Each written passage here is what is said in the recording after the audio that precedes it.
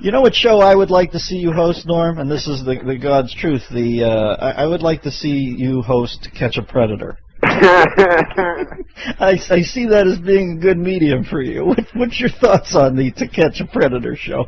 Oh, no, you just brought that up because I was telling that guy earlier I was thinking of that show To Catch a Predator. Well, thank you for unfolding my conceit here. I was trying to get you into the area you wanted to talk about. That was like a crazy coincidence because I just talked to that Christian dude about that. Jesus, Norm, could you diffuse this anymore? Okay, I'm sorry. It was a setup. I was putting the ball on the tee. I'm Cheech Marin.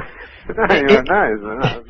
Now go ahead, knock it off. You're like Ed McMahon. Yeah, exactly. Now, so you don't want to talk about the Predator thing? Oh, yeah, man, To Catch a Predator? No, I was just... They told me, they said, Norm wants to talk about Predator, and all of a sudden I'm at a Carson Wake here. Are you sad about Johnny's loss? That's misrepresenting it, too, because then people will think, you know, Norm's phoning going, hey, can I talk at all about the Predator thing? Yeah, you're right. You're right. It wasn't on your mind. I kind of put it there. Do you have any ad-lib thoughts on it?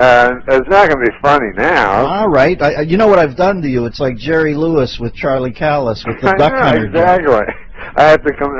All right, then let me throw you a curve and see what else you got. What about OJ or Mike Vick? You got anything on either of them? Okay, then this is complete coincidence. This is the most insane coincidence of all. These are two big topics in the news. I thought I'd just throw them out there and see if you had any observations. No, I'm just kidding. What were the ones? Michael Vick was, no, I was just saying that, you know, obviously I'm against, I do stand-up, you know, stand-up comedy. Sure you do. And by the way, I'll be at, can I plug something? Go, you can use the rest of the segment for a plug. Oh. Because I'm not doing any stand-up. But anyway. But when I go to the club, I went to a club and I thought of the idea about that Michael Vick.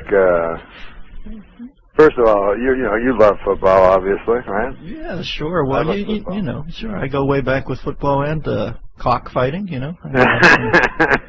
Exactly. So you'll say that, you know, and Michael Vick was the most exciting player in football. He could change a team by himself. Yes. You know. Well, that's a solid observation. That's what's so sad, you know what I mean? Mm-hmm. The dogfighting's sad too, but if it was just some guy, you know, that was played in football like a third-string quarterback, it wouldn't be that sad. So, but Michael Vick, obviously it hurt him, it hurt his fans, it hurt the whole sport of dog fighting. So you think it's brought dog fighting down? I tried to say that like Drake. It's good. Dog fighting. Can we talk about Drake? But listen, man, Vic, can you imagine? Here's something to think about. Imagine if you were a dog living in a dog kennel. You ever been in those pound? Sure. That's your house? Right. So they suck, right? They're the worst houses ever. Bad. So the dog will go anywhere, you know, and dogs love everyone, so they're just sitting in their horrible place, and, you know, the guy, an old bald guy comes in and wants to bring you home, and you're all happy. Normally you're not, right? Yeah, sure. So imagine you're sitting there, and you're like, hey, guys, man, you're not going to believe this, but we got adopted, all of us got adopted, and you were not going to believe for a second who it was. And they're like, who? Was it that bald guy from earlier today? No, it wasn't no bald guy. Think left-hander, Atlanta. It was Michael Vick. That's who it was. Now get out of here. That's who's our new owner. They're excited. You see? Very pumped up, the dogs. They're pumped up. They're like, you're kidding me. I'm trying to be clean. You know? And then they go and, you know, they go, wow, they're in the house, you know, everything's exciting. They were just in a pound. Now they're at Michael Vick's house. They couldn't be more excited. They hit the jackpot. And they're walking through the house going, man, I've never seen so many TVs. And then, you know, later it's not so good. When the other guys tell them, you know. Right. When the other guys go, listen, he's a good, you know, Michael Vick's a complicated character. And I love Michael Vick. Ralph will tell you. But, yeah. Ralph is the other dog. The other dog. He's talking, you know how you know the dogs talk and they have names.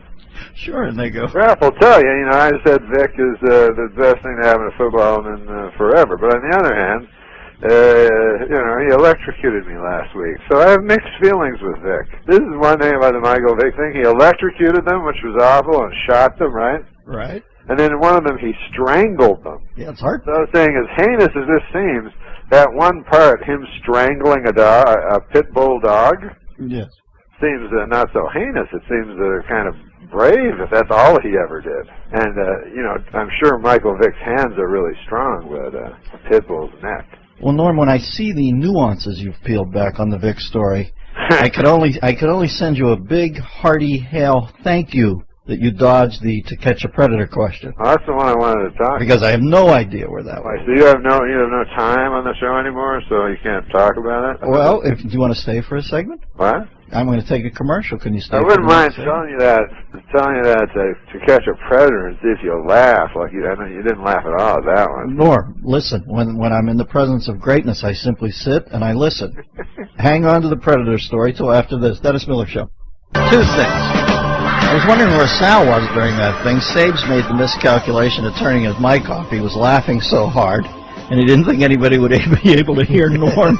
I was wondering, where's old Sal? Secondly, if I seem a little halting with Norm. Now, Sal, you hear me do a lot of interviews. I'm always usually forceful, but I find Norm such a genius. I don't want to interject and get in the way of the story. You gotta let him run. I mean, it's as good as it gets.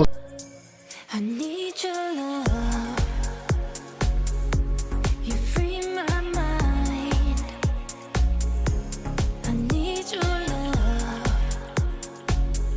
Yeah, you free my still in line. Let's go back to Norm. Norm, I'm sorry, my friend. I've got around 3 minutes left. Can you codify your thoughts on To Catch a Predator and unspool a little tale? My thoughts on To Catch a Predator cannot be captured in your soundbite. Now, I know the first I don't know what the word is in radio. In TV, on talk shows, when I'm booked, we call it the next segment. Right. The last segment bombed. Let's not kid ourselves. No, it didn't bomb. No, are you kidding me? It was gold. It was just about, I was listening to you unspool the gold. I mean, sometimes when you're on radio, you know, you go, man, maybe people are just laughing in the studio because that's their job, but people at home are not enjoying it at all, so you feel bad about yourself. Well, the bit was But then volatile. when the guys in the studio also clearly not responding to anything, and then they go, now the funniest was in the commercial, I said, so, he goes, you got to wrap it up in a minute, the Predator thing, you know, like I'm... So I said, I don't know, it's not really a thing. I don't know if I can wrap it up. So he said, I said, I don't think it's going well. Christian, you didn't say that to him, did you? I didn't say that. I said it was going great when we were all laughing so hard we couldn't breathe. We're ill-serving Norm today. You know, the next time we have Norm on, I'm going to say, this is Norm, and let him go. No, this is it, Dennis. I said, how long's your show run generally, you know, because I listen to it on the internet and stuff like that. Right. And he said 3 hours. And he goes, your second segment's up. And I go, what was my first segment, by the way? He goes, that was like 6 minutes. That was your big one. So, the 3-hour show. Well, we've been gaslighting you, Norm. We brought you in here in a deliberate effort to drive you crazy. You sound suitably perplexed now, but might I tell you, you're simply the most insightful, perplexed man I've ever met. We'll have you back. Let's have Norm back and give him a full half hour. No, because that'd be great. Well, will you come back at this point? Or are you so angry? Man, you're a great interviewer and stuff, right? Yeah, but I was a little intimidated by you. But here's a weird thing that when you're interviewing somebody, because I've seen them all, man. I've seen Parr, you know? Yeah, sure. I've seen mostly I watch Parr. But I've seen them all, you know? Sure, you go way back. And rarely, Merv Griffin, one of the greatest ever, you know? He's just fast. You know, who was a greater interviewer than that dude? Nobody. But Merv Griffin would never say, Norm, I understand you want to talk about To Catch a Predator. What else does it say here? Michael Vick. And something else. So go ahead. It was my fault. I gagged it. I'm sorry, Norm. We'll have you back and I'll do it better. This is the Dennis Miller Show.